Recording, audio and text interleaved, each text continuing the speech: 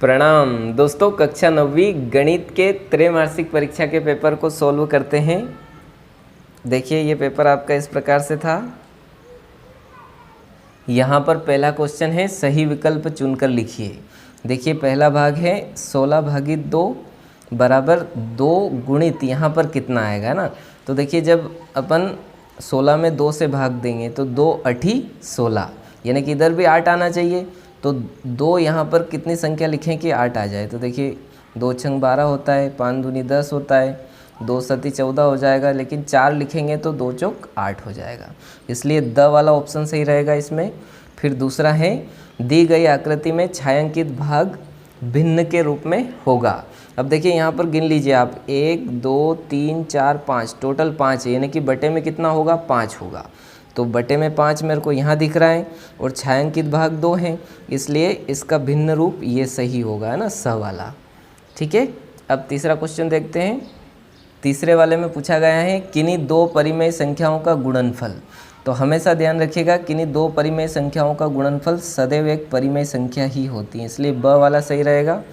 फिर यहाँ पर फोर्थ में है 0.25 और 0.4 का गुणनफल होगा। तो इन दोनों का आप गुणा करके एक बार रफ में देख लीजिएगा, है ना। जल्दी जल्दी मैं यहाँ पर कर देता हूँ, 0.25 और 0.4, है ना। तो गुणा कर लेंगे अपन। देखिए 4 पंचे 20 की शून्य आ जाएगी, हासिल 2 आएगा ना। फिर 4 दूनी 8 और 2 कितना हो जाएगा, 10।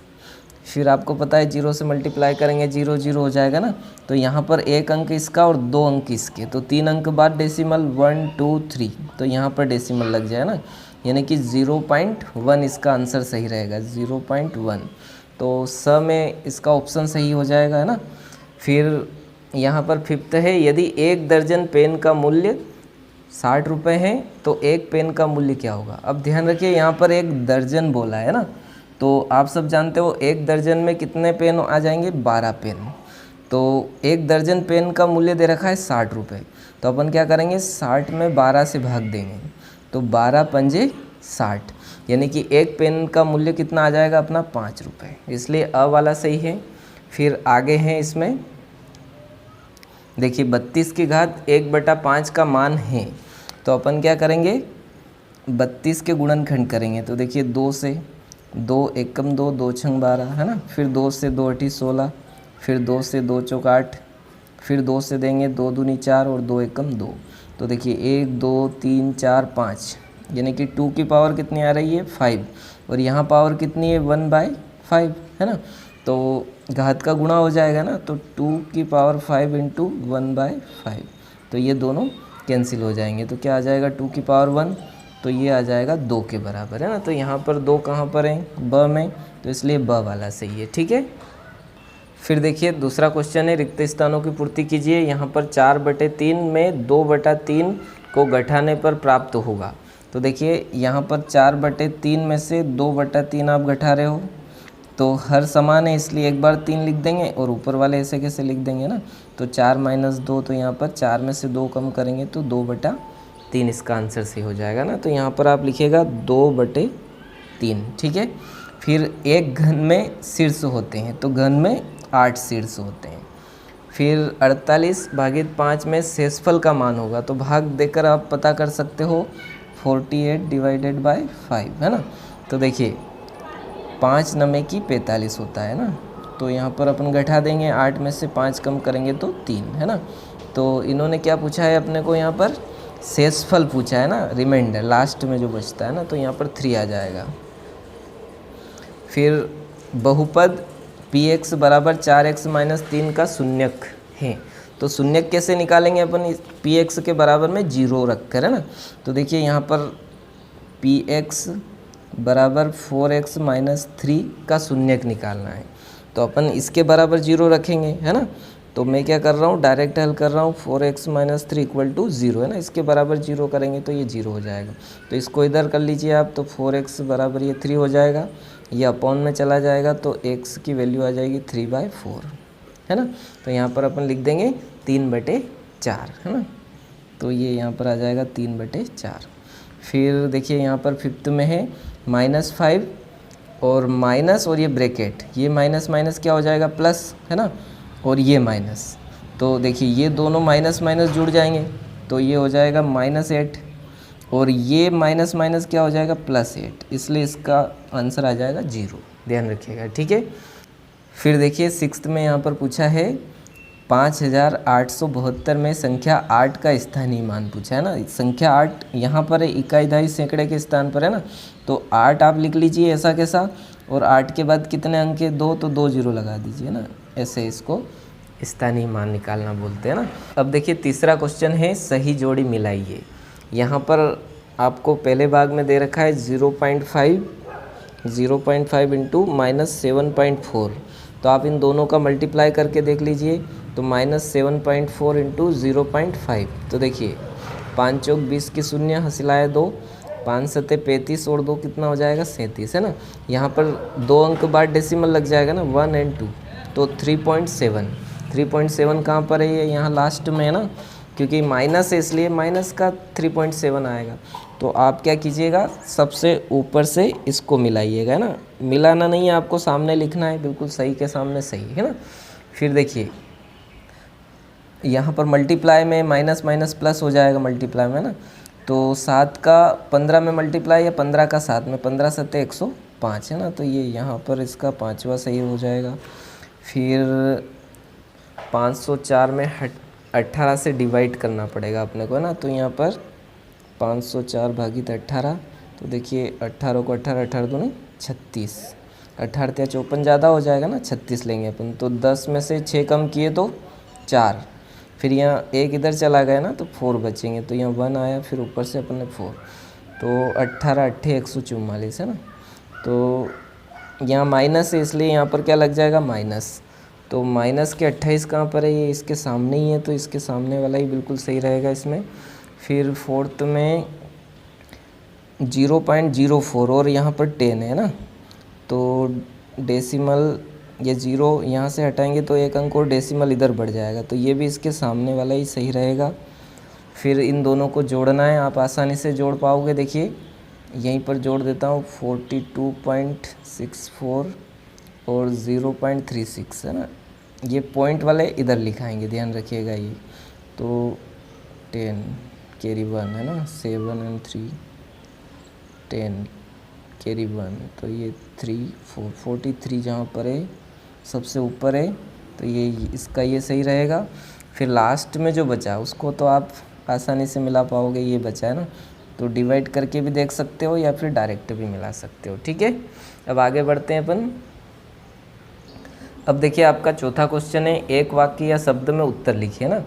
तो पहला है बिंदु 4 1 की एक्स अक्ष से दूरी क्या होगी। अब एक्स अक्ष से दूरी यानी कि वाई वाला निर्देशांक, और वाई वाला निर्देशांक यहाँ पर कितना है 1, तो बिंदु 4 1 में एक्स अक्ष से दूरी क्या हो जाएगी 1 हो जाएगी इसका आंसर, ठीक है। फिर 1 व 2 के बीच एक परिमेय संख्या लिखिए। तो देखिए एक परिमेय संख्या अपन कैसे निकालते हैं, डायरेक्ट आप सूत्र लगा के a + b/2 करके निकाल सकते हो। a की वैल्यू 1 प्लस b की वैल्यू 2 और बाय 2 है ना, तो इसका आंसर 3/2 आ जाएगा। या फिर आप ऐसे भी निकाल सकते हो ना, एक जितनी परिमेय संख्या पूछे उससे अपन एक अधिक करते हैं, तो एक पूछी इसलिए 2 से गुणा 2 से भाग, तो ये हो जाएगा 2/2। फिर 2 में मल्टीप्लाई करेंगे तो 2/2, ये हो जाएगा 4/2 है ना। तो देखिए 2/2 और 4/2 के बीच में आ जाएगा 3/2, ठीक है, ऐसे भी निकाल सकते हो। फिर √3 को 2√3 से गुणा करके मान लिखिए। तो देखिए यहाँ पर कुछ नहीं यानी कि 1 है, तो संख्या का मल्टीप्लाई संख्या से होगा, नंबर का नंबर से। तो देखिए 2 एकम 2, और इन दोनों रूट वाले का रूट वाले के साथ होगा तो 3 × 3, तो ये पेयर बन गया, जोड़ा बन गया, तो एक बार बाहर आ जाएगा, तो 2 × 3, तो इसका आंसर 6 आ जाएगा। ध्यान रखिए ना, 2 3 6। फिर लट्टू का आकार किस ठोस आकृति के समान। अब लट्टू आप सब जानते हो, गांव में अपन बहुत खेलते हैं इसको, है ना। ये इस प्रकार का एक गोल आकृति रहती थी इस प्रकार की, जिसमें अपन डोरी बांध के नहीं खेलते थे ना, तो शंकु आकार रहता है लगभग, तो यहाँ पर अपन शंकु के आकार का लिख सकते हैं इसमें, ठीक है। फिर है एक वाहन चालक को 180 किमी दूरी तय करना है, वह 95 किलोमीटर चल चुका है, तो उसे अभी और कितने किलोमीटर चलना है। तो टोटल चलना था उसे 180, कितने चल चुका 95, तो 180 में से 95 माइनस कर दीजिए आप, है ना, तो आपको पता चल जाएगा कितने और चलना है। तो ये हो जाएगा 10, यहाँ पर 5 हो जाएगा, यहाँ पर बचा 7, है ना, तो 17 हो जाएगा। तो 17 में से अपने को 9 कम करना है, तो यहाँ पर आ जाएगा 8, है ना। तो यहाँ पर आप लिख सकते हो अतः उसे 85 किलोमीटर और चलना है ना, ऐसा लिख सकते हो। फिर देखिए यहाँ पर बिंदु -1 4 किस चतुर्थांश में स्थित है, तो किस चतुर्थांश में स्थित है ये कैसे पता करेंगे अपन। यहाँ पर पहले चतुर्थांश में दोनों प्लस रहते हैं ना, इधर x अक्ष माइनस में रहता है, y अक्ष प्लस में रहता है। तो देखिए यहाँ पर x वाला माइनस में, y वाला प्लस में, तो द्वितीय चतुर्थांश में, है ना।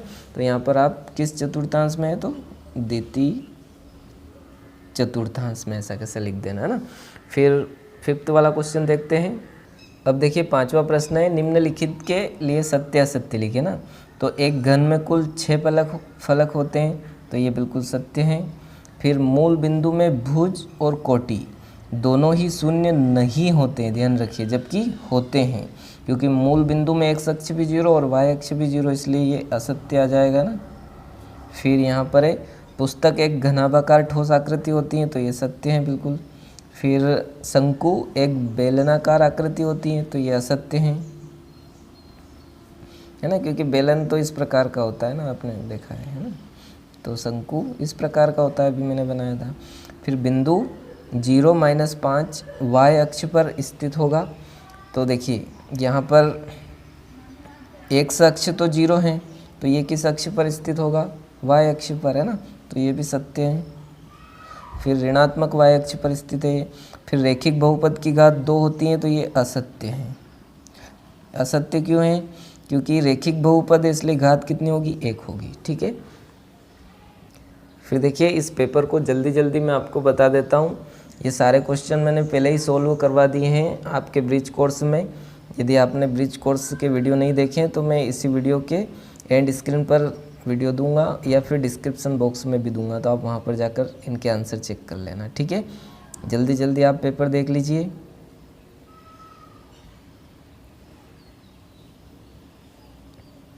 ये यहाँ पर इससे आपको आइडिया लग जाएगा कि परीक्षा में किस प्रकार से पेपर बनता है।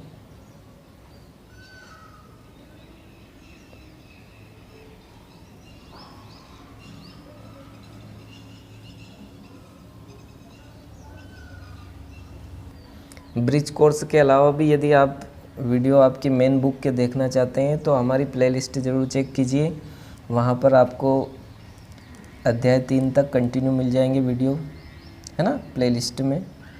फिर देखिए ये तो ब्रिज कोर्स के ही चल रहे हैं अभी।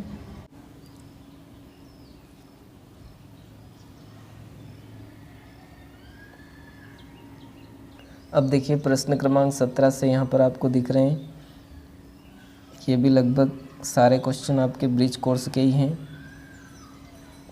तो आप पहले ब्रिज कोर्स कंप्लीट कीजिएगा, 80% से 70% लगभग ब्रिज कोर्स से ही पूछा जाएगा। फिर ये कुछ क्वेश्चन आपकी मेन बुक से पूछे गए हैं, तो आप हमारे प्लेलिस्ट चेक कर सकते हैं, वहाँ पर आपको इन अध्याय के सॉल्यूशन भी मिल जाएंगे। तो इस प्रकार से आपको आइडिया लग जाएगा कि आपका त्रैमासिक का पेपर किस प्रकार से बनने वाला है। साथ ही 9th क्लास वाले विद्यार्थियों तक हमारे वीडियो ज़रूर पहुंचाइए और हमारे चैनल की प्लेलिस्ट चेक कीजिए, जिससे आपको ज़्यादा से ज़्यादा सॉल्यूशन प्राप्त हो सके। धन्यवाद।